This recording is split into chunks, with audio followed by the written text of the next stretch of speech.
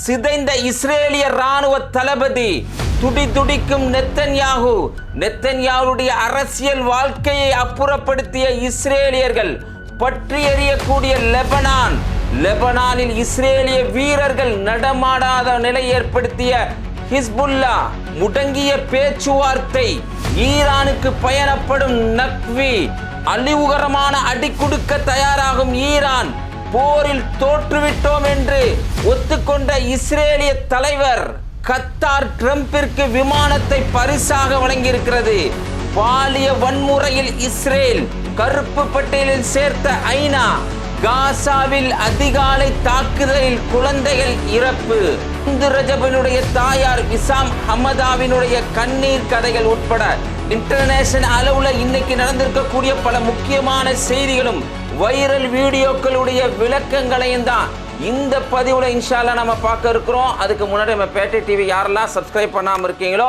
அவங்கெல்லாம் சப்ஸ்கிரைப் பண்ணிக்கங்க. இந்த பதிவுக்குள்ள போறதுக்கு முன்னாடி ரொம்பவே ஒரு சந்தோஷமான விஷயம் இருக்குங்க. மிஸ்டர் பர்ஃபெக்ட் எக்ஸ்ட்ரா கோல்டு, திருமணமான அனைத்து ஆண்களுக்கும் ஒரே தீர்வு. வயதான பலகினமா, சுகர் பலகினமா, இனி கவலை வேண்டாம். 100% இயற்கை வயகரா, 100% ஹலாலான முறையிலும் தயாரிக்கப்படுகிறது. எவ்வித கலப்படமும் கிடையாது, பக்க விளைவும் கிடையாது. ஆர்டர் செய்தாலே போதும், உங்கள் இல்லம் தேடி வந்து சேரும். மேலும் விவரங்களுக்கு கீழுள்ள எண்ணை அணுகுங்கள்.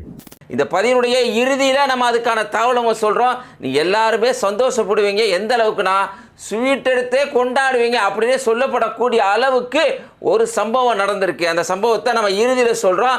அதுக்கு முன்னாடி இப்போ நடந்திருக்கக்கூடிய சில தகவல்கள் தான் ரொம்ப ரொம்ப முக்கியமான விஷயங்கள்லாம் ஒன்றா இருக்குது. என்னன்னு பார்த்தீங்கன்னா, ஈரான் இன்னைக்கு இந்த பேச்சினுடைய அனைத்து வாசல்களையும் முடக்கியிருக்காங்க. நாங்கள் இந்த பேச்சுவார்த்தையில் பங்கு பெறுவது கிடையாது அப்படின்னு சொல்லியிருக்கிறாங்க. அதே தரப்புல சமயத்தில் இன்னொரு தரப்புல என்ன செய்தி சொல்லப்படுதுன்னா, இந்த பேச்சுவார்த்தை இன்னைக்கு சுவிட்சர்லாந்தில் போய்கிட்டு தாங்க இருக்கு, பேச்சுவார்த்தை முழுவதுமாக முடங்கலைங்க அப்படிங்கிற மாதிரியான ஒரு தகவல் வந்துகிட்டு இருக்கு. தகவல் இப்படியெல்லாம் வர்றது காரணம் என்னன்னு பார்த்தீங்க சொன்னா, லெபனானில் இருக்கக்கூடிய நபாத்தியா உட்பட பல்வேறு இடங்கள்ல, நபாத்தியா, அரப் சலீம், அல் நமரி போன்ற பகுதிகள்லாம் இன்னைக்கு இஸ்ரேல் மிகப்பெரிய அளவுக்கு ஒரு அடியை கொடுத்துக்கிட்டு இருக்கிறான். மிகப்பெரிய அளவுக்கு அங்கே மக்கள் இறந்து போயிட்டு இருக்காங்க. வெறியாட்டத்தை ஆடி தீர்த்துக்கிட்டு இருக்கான். இப்போ நம்ம பேசிக்கிட்டு இருக்க இந்த சமயத்தில் நம்ம நேற்று சொன்னோம், கிட்டத்தட்ட ஒரு 47 பேர் இறந்து போயிட்டாங்க அப்படிங்கிற தகவலை சொன்னோம். இன்னைக்கு பார்த்தீங்கன்னா 22 பேர் இறந்து போயிருக்கிறாங்க அப்பாவி பொதுமக்கள். இதனால தான் இன்னைக்கு ஜேடி வான்ஸ் பேசியிருக்கக்கூடிய செய்திகள் நேற்றிலிருந்து பரபரப்பாக இருந்தாலும் இன்னைக்கு அவர் பேசிக்கக்கூடிய வார்த்தை ரொம்ப முக்கியத்துவமாக பார்க்கப்படுது. இன்னைக்கு பொதுமக்களை கொல்றது தான் உங்களுடைய தற்காப்பினுடைய வேலையா அப்படின்னு ஜேடி வான்ஸ் கேட்டார்ல. இந்த பேச்சில் மிகப்பெரிய அரசியல் சூட்சமும் இருக்குங்க. ரொம்ப சாதாரண விஷயம் இல்லை. ஏன்னா இவங்க ஒரு யோக்கியம் கிடையாது. இவங்க நடத்தின எல்லா போர்கள்லையும் ஹிரோஷிமா நாகசாகில போடப்பட்ட சமயத்திலாம் ஒரே சமயத்தில் 50,000 மக்கள் இறந்து போனாங்க. அதை விட இவங்க ஒன்றும் மோசமானவங்க இல்லை அப்படின்னு சொல்கிற மாதிரியான ஒரு நிலை இருந்தால் கூட இன்னைக்கு என்னன்னு சொன்னால், இந்த அமெரிக்காக்காரங்க இந்த மாதிரி பேசியிருக்கிறது காரணம் என்னென்னா, நெத்தனியாவை குறி வச்சு இந்த பேச்சு அமையுது. ஏன்னா அவங்களும் தாக்குதல் நடத்தியிருக்காங்க. அமெரிக்காக்காரங்களும் ஜேடி வான்ஸ் இப்படி பேசுகிறப்ப இந்த போரில் இப்படி செய்யக்கூடாது அப்படின்னு சொல்கிறது வேற, தன்னை கிரிமினல் குற்றவாளி என்று ஐசிசி தீர்மானித்திருக்க சமயத்தில் ஜேடி வான்ஸ் இப்படி பேசுறது அரசியல் வாழ்க்கையே இன்னைக்கு நெத்தனியாகு போகிற அளவுக்கு, அதாவது அரசியல் வாழ்க்கையிலேருந்து வெளியில் போகிற அளவுக்கு ஒரு நிலை ஏற்பட்டுரும் அப்படிங்கிறத இங்கே கவனிக்க வேண்டிய விஷயம். ஆரம்பத்தில் இந்த வீடியோடைய தொடக்கத்தில் நம்ம சொல்லியிருந்தோம், நியூயார்க் போஸ்ட் அப்படிங்கிற ஒரு நியூஸ் சேனலை வெளியில் கொண்டு வந்தாங்க. ஜேடி வான்ஸ் நெத்தனியாவை கண்ட மேனைக்கு திட்டுனா, நீ சொல்லி தான் நான் ஹர்முஸ் ஜலசந்திக்கு போனோம், நீ சொல்லி தான் நாங்கள் ஈரானை அட்டாக் பண்ணோம், ஆனால் நிலையே மாறி போச்சுன்னு சொல்லி நெத்தனியாவை கண்ட மேனைக்கு திட்டினதில் முதல் ஆள் ஜேடி வான்ஸ் தான். அதனால தான் இன்னைக்கு ஜேடி வான்ஸ் பேசியிருக்க வார்த்தை ரொம்ப கவனிக்க வேண்டியிருக்கு. எல்லாமே நாங்கள் தான் கொடுத்தோம், உனக்கு ஆயுதங்களை கொடுத்தோம், கிட்டத்தட்ட எங்கள் ஆயுதங்களில் நீ பயன்படுத்தினது 2%, அதாவது 3% வச்சுட்டா 2% எங்கள் பங்கு தான். கிட்டத்தட்ட கொடுத்த ஆயுதங்களில் பெரும் பகுதி எங்கே தான்ப்பா, 75% எங்கே தான்ப்பா அப்படின்னு சொல்லி ஜேடி வான்ஸ் சொல்லக்கூடிய அளவுக்கு இன்னைக்கு நிலை ஏற்பட்டிருக்கு. அதே சமயத்தில் இஸ்ரேல் காட்ச், இத்மார் பென் குவீர், ஸ்மார்ட்ரிச் போன்ற அரசியல்வாதிகள், அதாவது இஸ்ரேலில் இருக்கக்கூடிய பயங்கரமான அரசியல்வாதிகள், வெறுப்பு கருத்தை சொல்லக்கூடிய, பலரை கொல்லணும் சொல்லக்கூடிய இத்மார் பென் குவீர், இவங்கெல்லாம் இன்னைக்கு அமெரிக்கா அமெரிக்காவுக்கு கட்டுப்படாம அமெரிக்காவுக்கு அடிபணியாம நடக்கிறது ட்ரம்ப்புக்கு மிகப்பெரிய ஒரு கோபத்தை ஏற்படுத்தியிருக்கு. இப்படியே இந்த போக்கை வளர விடுவதுதான் ஈரானுக்கு ஆரோக்கியமானதுன்னு இன்னைக்கு ஜேர்னலிஸ்ட் சொல்றாங்க. இப்படியே வளர விட்டா ரொம்ப ஆரோக்கியமா இருக்கும் ஈரானுக்கு அப்படிங்கிற ஒரு தகவலை சொல்றாங்க. அதே சமயத்தில் எக்ஸ்-சிஐஏ இருக்கக்கூடிய, அதாவது அமெரிக்காவுடைய எக்ஸினுடைய சிஐஏ இருக்கக்கூடிய லாரி ஜான்சன் அவர் என்ன சொல்றாருன்னா, இன்னைக்கு ஈரான் இப்படியெல்லாம் தயாராகிறது ஒரு ப்ரிப்பேர் பிளானாக இருக்கலாம்.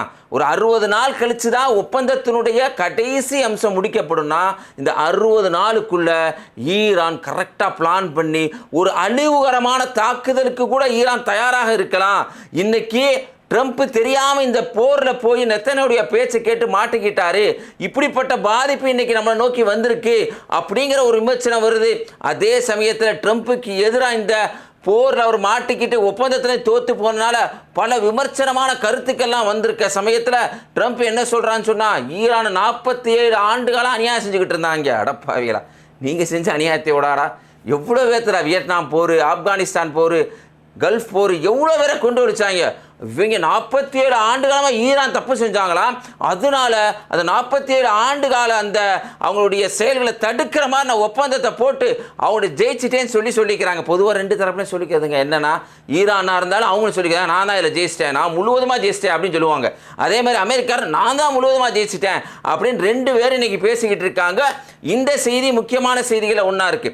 லெபனானுடைய தரப்புல இருந்து சொல்லக்கூடிய செய்திகள் நீங்கள் பார்த்தீங்கன்னு சொன்னால், லெபனானில் இருக்கக்கூடிய ஹிஸ்புல்லா என்ன சொல்கிறாங்க சொன்னா, தொடர்ந்து இந்த பகுதிகளில் நபாத்தியா, அரப் சலாம் போன்ற பகுதிகளெல்லாம் தொடர்ந்து தாக்குதல் நடத்தப்பட்டா இஸ்ரேலிய வீரர்கள் ஒரு ஆள் கூட நடமாட முடியாத நிலை ஏற்படுத்துவோம், நடக்கவே முடியாது அப்படிங்கிற ஒரு செய்தியை சொல்றாங்க. இது எதை குறிக்குதுன்னு சொன்னா, கிரியாட் சோம்னா, அதாவது இஸ்ரேலில் இருக்கக்கூடிய வடக்கு பகுதியாக இருக்கக்கூடிய கிரியாட் சோம்னால ஒரு ஆள் கூட நடமாட முடியாது அப்படிங்கிற ஒரு நிலையை நாங்கள் ஏற்படுத்துவோம்னு சொல்லிட்டு பதிலுக்கு இன்னைக்கு ஹிஸ்புல்லா பல இடங்கள்ல இன்னைக்கு இஸ்ரேலுக்கு எதிராக போராடிக்கிட்டு இருக்காங்க. அவங்க என்ன சொல்றாங்கன்னா, இவங்க ஒரு பாணி வச்சிருப்பாங்க இல்லை, என்னன்னா ஹாஸ்பிட்டலில் போய் அட்டாக் பண்ணுவாங்க. என்ன கேட்டாங்கன்னா சொன்ன கட்டளை மையம், அது மட்டும் இல்லாமல் இது செல்ஃப் டிஃபென்ஸ், எங்களுடைய பாதுகாப்பு, தற்காப்பு அப்படின்னு சொல்லுவாங்க இல்லை, அதே வார்த்தை இன்னைக்கு ஹிஸ்புல்லா சொல்கிறாங்க.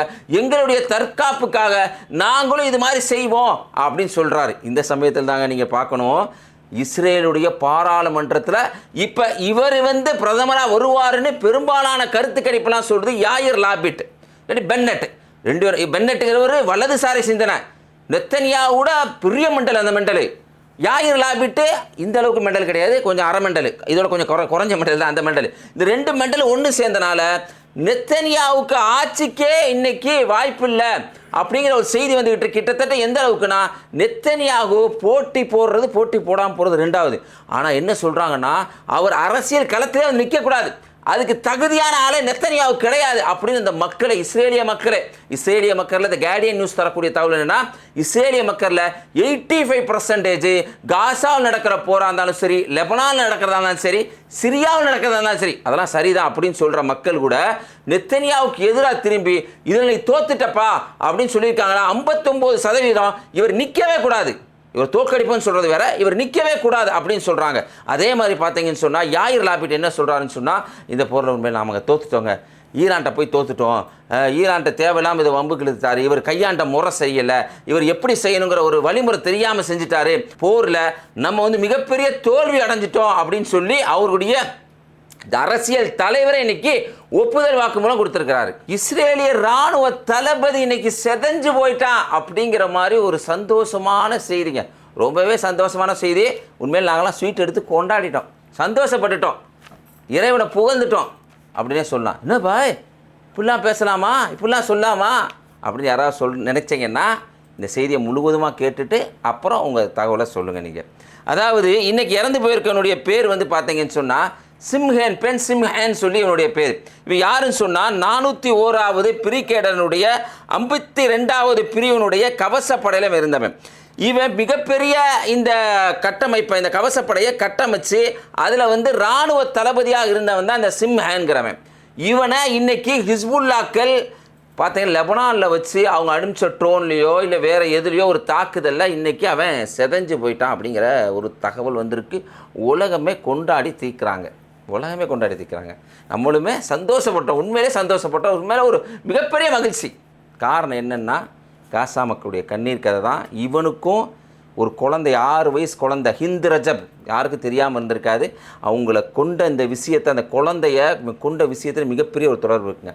சம்பவம் என்னன்னு சொன்னால், ஜனவரி மாதம் 29, 2024 காசாவினுடைய பகுதி டெல் ஹவா அப்படிங்கிற பகுதியில் இந்த குழந்தை 6 வயசு குழந்தை ரஜபு, அவங்களுடைய மாமா, அவங்களுடைய மாமி, அந்த மாமா மாமிக்கு சேர்ந்து பிறந்த குழந்தைகள்லாம் காரில் போகிறப்ப, அந்த காரில் கிட்டத்தட்ட 42 அடி அல்லது 75 அடி, இன்டர்நேஷனல் அமைப்புலாம் சொல்கிறாங்க 75 அடிக்கு பக்கத்தில் நின்று 335 முறை சுட்டாங்க. 335 முறை.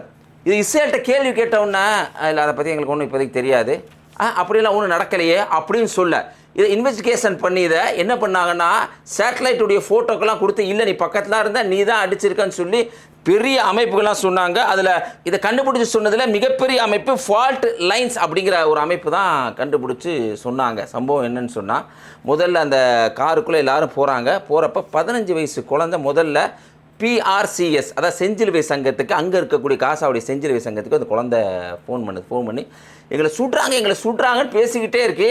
அதோடைய ஆடியோ காட்ட முடியுமான்னு தெரில, முடிஞ்சால் நான் காட்ட சொல்கிறேன். சொல்லிக்கிட்டே இருக்கேன், துப்பாக்கி சவுண்டு பட்ட மாதிரிங்க அந்த குழந்தை இறந்து போகுது. அதுக்கப்புறம் இந்த 6 வயசு குழந்தை எல்லாரும் இறந்து போயிடுறாங்க. அந்த காருக்குள்ளே 6 வயசு குழந்தை ரஜப், ஹிந்த் ரஜப், அந்த குழந்தைக்கு அடிபட்டு அந்த குழந்தை ஃபோன் எடுத்து அந்த குழந்தையே PRCSக்கு ஃபோன் பண்ணுற அளவுக்கு அங்கே நிலைமை. ஒரு 6 வயசு குழந்தைக்கு ஆம்புலன்ஸை பற்றியும் உதவி செய்கிற அமைப்புகளுடைய நம்பரை தெரியுதுன்னா காசாவுடைய நிலை எப்படி இருக்குன்னு நீங்கள் புரிஞ்சுக்கோங்க. அந்த குழந்தை ஃபோன் பண்ணி அழுகுது, என்னை காப்பாற்றிருப்பாங்க, என்னை கூப்பிட்டு போங்கன்னு அந்த குழந்தை பண்ணுது. இவங்க அம்மா விசாம் ஹம்டா, இவங்களுக்கு செய்தி போகுது, இந்த மாதிரி குழந்தை மாட்டிக்கிச்சுன்னு. விசாம் ஹம்டா அந்த ஃபோனுக்கு ஃபோன் பண்ணுறாங்க. கிட்டத்தட்ட 3 மணி நேரம் குழந்தை மேலே சுடப்பட்ட நிலையிலேயே அந்த தாயிட்ட அந்த குழந்தை பேசின சம்பவம், அந்த தாய் ஒவ்வொன்றையும் சொல்லுவாங்க. கடைசியாக அந்த குழந்தை சுடப்பட்டக்கூடிய சமயத்தில் அந்த குழந்தை பேசுது. அந்த குழந்தைக்கு அவங்க குழந்தை அந்த அம்மா மேலே இருந்த பாசம், அம்மா என் வாயில் ரத்தம் வடியுது, நீங்கள் தொடச்சி விடணும்னு சிரமப்படாதீங்கம்மா அப்படின்னு சொல்லப்போ, சரிம்மா. தாய்க்கு எப்படி மணல் இருக்கு பாருங்கள், நீனே துணி எடுத்து தொடச்சிக்கம்மா அப்படின்னோடனே அந்த குழந்தை துணி எடுத்து தொடச்சிக்கிச்சு. அந்த சமயத்தில் அந்த குழந்தைக்கு அந்த தாய் குரானுடைய வசனங்கள்லாம் சொல்லி கொடுத்து அப்படியே லைனில் இருக்கும்போதே அந்த குழந்தை 7 மணிக்கு அந்த குழந்தை அப்படியே இறந்து போகுது. 335 முறை சுடப்பட்டு உதவிக்காக அழைக்கப்பட்டப்போ கூட யாருமே போக முடியாத நிலை. ஆம்புலன்ஸில் யூசுஃப், அகமது 2 பேர் காப்பாற்ற போகிறாங்க, என்ன ஆனாலும் பரவாயில்ல, சென்சிட்டிவான பகுதி யாருமே போக முடியலை, என்ன ஆனாலும் பரவாயில்ல அப்படின்னு போன அந்த ஆம்புலன்ஸுடைய ஆள்கள் அவங்களும் சுடப்பட்டு, அதில் போன யூசுஃப், அகமது 2 பேர் சுடப்பட்டு கிட்டத்தட்ட 12 நாட்கள் யாரும் அணுக முடியாத நிலை. அந்த 6 வயசு குழந்தை அழுகி போன நிலையில் காரில் 12 நாள் அந்த குழந்தை அப்படியே இருந்துச்சு. எப்படியான நிலை பாருங்கள், யாரையும் உள்ளே விடலை. இந்த தாய் அதுக்கப்புறம் பேசுனதுக்கப்புறம் அந்த பகுதியில் போய் தன் பிள்ளையை பார்த்துக்கணும் அப்படின்னு போனால் இராணுவ வீரர்களை விடவே மாட்டிட்டாங்க. இந்த அயோக்கிய இராணுவ வீரர் இருக்காங்களே இஸ்ரேல், உள்ளே அனுமதிக்கவே இல்லை. இப்படிப்பட்ட வேலையை செஞ்சது யாருன்னு சொன்னால், இந்த வழக்கு மிகப்பெரிய அளவுக்கு ஹிந்து ரஜப் ஒரு அமைப்பை, ஒரு அறக்கட்டளையே பெர்லினில் தொடங்கப்படுது, ஜெர்மனியுடைய பெர்லினில். அதை தொடங்கி நெத்தனியாவுக்கு எதிராக பல்வேறு வழக்குகளை தொடுத்தாங்க. அப்படி தொடங்கின அந்த அமைப்பு என்ன பண்ணாங்கன்னா, ICC, அதாவது சர்வதேச நீதிமன்றத்தில் இந்த வழக்கை தொடுத்தாங்க. இப்படி தொடக்கும்போது என்ன சொன்னாங்கன்னா, இதை தாக்குதல் நடத்தினது யாருன்னு சொன்னால், இதே 401வது பிரிகேடியனுடைய 52வது பிரிவு கவசப்படையினுடைய தளபதி சிம்ஹான், பென் சிம்ஹான், இவனுடைய படை தான் இன்றைக்கி அன்றைய தினத்தில் இந்த 6 வயசு குழந்தை அந்த குடும்பத்தையே அழித்து, குழந்தை அழுகி போன நிலையில் காரில் போய் எடுக்கிறதுக்கு இவங்க தான் காரணமாக இருந்தாங்க. இஸ்ரேல் முதல்ல எங்களுக்கு தெரியாது, நாங்கள் செய்யலை, அப்படி ஒன்று நடக்கவே இல்லை அப்படின்னு சொன்னாங்க. பின்னாடி ஆமாம் நடந்துருச்சு, நாங்கள் இன்வெஸ்டிகேஷன் பண்ணிக்கிட்டு இருக்கோம் அப்படின்னு சொன்னாங்க. அதில் பங்காட்டி இந்த சிம்ஹேன், பென் சிம்ஹேன், இன்றைக்கி ஹிஸ்புல்லா அடித்து அவனை தூக்கியிருக்காங்க. இதை பார்த்தாங்க, சந்தோஷப்படுறாங்க. எப்படியா நல்லா இருந்திருக்கும் அந்த தாய்க்கு, யோசிச்சு பாருங்களேன். ஒவ்வொரு நேரம் நினச்சி விசாம் அழுகிறாங்க, நான் குழந்தைய நினச்சி அழுகிறாங்க. எப்படி இருக்கும், வாயில் ரத்தம் வந்துச்சு, குழந்தை இறந்து ஊதி போன நிலையில் எவ்வளோ அழகான குழந்தை பாருங்கள், எப்படியான ஃபோட்டோ. அதனால தான் உலகமே இன்றைக்கி கொண்டாடிக்கிட்டு இருக்கும். ஏன்னு சொன்னால், நபிகள் நாயகம் அவங்க சொன்னாங்க, ஒரு பிரேதம் போகும்போது இது விடை கொடுத்த பயணமா விடை பெற்ற பயணமானாங்க. விடை கொடுத்த பயணம்னா உலகத்திற்கு துன்பம் கஷ்டம் எல்லாத்துலேருந்து விடை கொடுத்துட்ட பயணம். விடை பெற்றதுன்னா இவங்ககிட்டருந்து பல பேர் விடை பெற்றிருப்பான். எப்படின்னா ரசூல் ஸல்லல்லாஹு அலைஹி வஸல்லம் சொன்னாங்க, அதாவது மரம், செடி, கொடி, மனிதர்கள் இவங்கெல்லாம் விடுபட்டிருப்பாங்க. ஏன்னா உயிரோடு இருந்தால் இது மாதிரி மரம் செடி கொடி மக்கள் எல்லாத்துக்கும் துன்பம். அந்த லிஸ்ட்டில் இருந்தவன் தான் அந்த பென் சிம்ஹன். இவன் இறந்தனால தான் இன்றைக்கி உலகமே கொண்டாடிக்கிட்டு இருக்காங்க அப்படிங்கிறத நம்ம புரிஞ்சுக்கணும். நம்மளும் சந்தோஷப்படுறதுக்கு இதுதான் காரணம். இது மட்டும் இல்லை, ஹிந்து ரஜபுடைய வாழ்க்கையை பார்த்த சமயத்தில் பிரார்த்தனை செய்யாத உள்ளங்களே இல்லை. அந்த பிரார்த்தனையுடைய வெளிப்பாடாகவும் இதை நம்ம பார்க்குறோம். இந்த வீடியோ பற்றி உங்களுடைய கருத்தை கமெண்ட்டில் பதிவு செய்யுங்க. இந்த வீடியோ உங்கள் நண்பருக்கு ஷேர் செய்யுங்க. தொடர்ந்து இணைந்திருப்போம். அஸ்ஸலாமு அலைக்கும்.